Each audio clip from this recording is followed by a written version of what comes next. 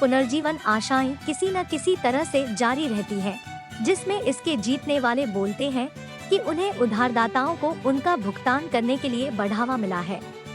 Airline को अपने विपणन योजना के हिस्से के रूप में अपने क्रेडिटर्स को चुकता करने के लिए मूल 180 दिन की समय सीमा पूरी हो गई थी, लेकिन एयरलाइन को सच करने का एक और मौका दिया गया है।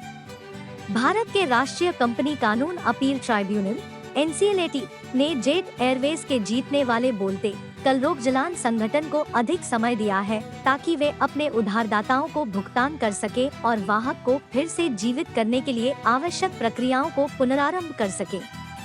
जेट एयरवेज ने 14 मई को अपने भुगतान के अपने दायित्वों को पूरा करने की मूल 180 दिन की समय सीमा पूरी हो गई थी, जिससे यह एक अनिश्चित स्थिति में था।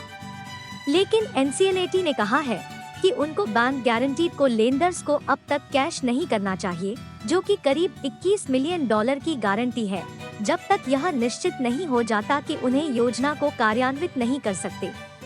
जीतने वाले बोलते को चीजें सही करने के लिए एक और 3 महीने का समय दिया गया है। National company law appellate tribunal की बेंच, जिसमें अध्यक्ष न्यायाधीश अशोक भूषण और सदस्य तकनीकी वरुण मित्र शामिल है, ने कहा, हम निर्देशित करते हैं कि MC मॉनिटरिंग समिति लेंडर्स को प्रदर्शन बैंक गारंटी को इस संदर्भ में नहीं आमंत्रित करना चाहिए और यदि आवश्यकता हो तो MC लेंडर्स को मुआवजे के लिए न्यायिक प्राधिकरण से छुट्टी ले सकते हैं। यहाँ तक कि अब तक का नवीनतम विकास कलरोगजलान संगठन के लिए निश्चित रूप से बड़ी खबर है, लेकिन एयरलाइन की पुनर्जीवन के लिए कभी-कभी मौजूदा गति बहुत ही कम हो गई है। पिछले 6 महीनों में कई मुद्दे उठाए हैं, जिसमें पूर्व कर्मचारियों को भुगतान करने की समस्या और अपने बोइंग 777 विमानों की बिक्री में रास्ते के ब्लॉकेड होने जैसे मुद्दे शामिल हैं।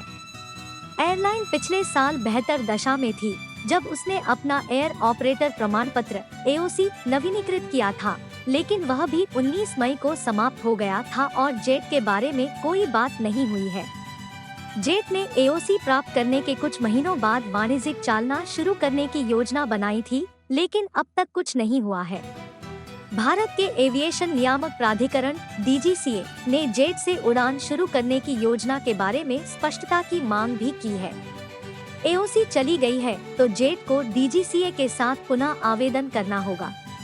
इसी बीच सभी स्तरों पर कर्मचारियों का महत्वपूर्ण निर्गमन निश्चित रूप से पुनर्जीवन योजनाओं में मदद नहीं की है। अप्रैल में जेट के मुख्य कार्यकारी अधिकारी के नियुक्ति संजीव कपूर ने भी एक सेवा के साल के बाद कंपनी छोड़ दी। जेट एयरवेज वह करियर वाले करियर जीवित करने का प्रयास कर रही है जिसे बंद कर दिया गया है।